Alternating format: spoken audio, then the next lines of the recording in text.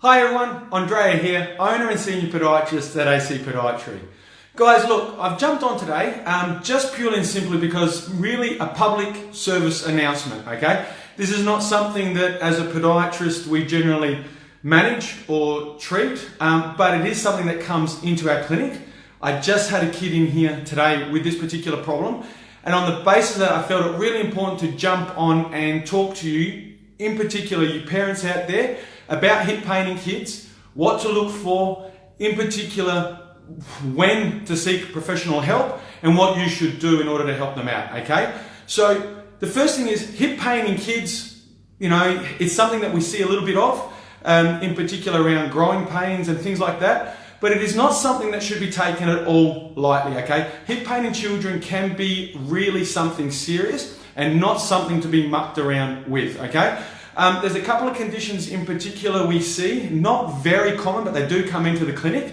One is called Perthes disease, which is affecting the hip joint itself and the head of the femur or the thigh bone as it goes into the hip. And the other is actually septic arthritis following a fall or something of that nature. So I just really want to share with you guys a couple of quick tips to look at and say, well, okay, little Johnny or little Sally's having some hip pain, should I get it seen to, okay? So the first thing is, if you've got a child that's basically sitting between the ages of 2 or 3 and 12 and they're complaining of a sore hip, that's the first warning sign. You need to start thinking about potentially getting them checked out, okay? The second one is night pain. Does it hurt when they're not on it? If they're in bed and they're complaining of sore hip, that is not a good thing, okay? Needs to be seen, okay? If they don't want to walk, if they don't want to put any pressure on their hip, okay? 3 steps with hip pain, this is not a good thing. You need to go and get checked. And the final one is temperature, fever, okay? If your child has a fever and a temperature associated with a sore hip or soreness down the leg or up into the back, please don't think it's going to go away. Give them some Panadol and run away, okay?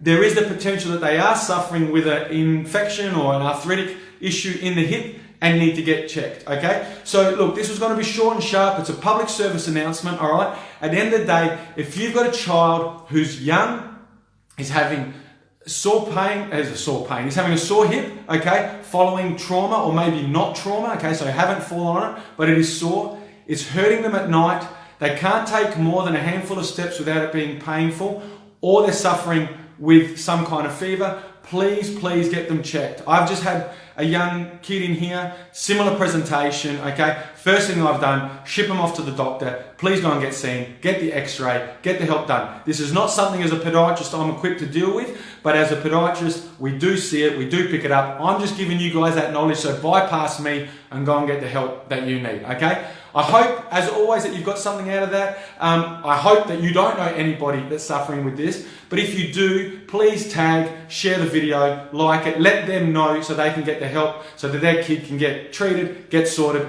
and back to doing everything they want to do. All right, guys, I'm going to keep moving. Thanks for listening, and I'll talk to you soon. Catch ya. Bye.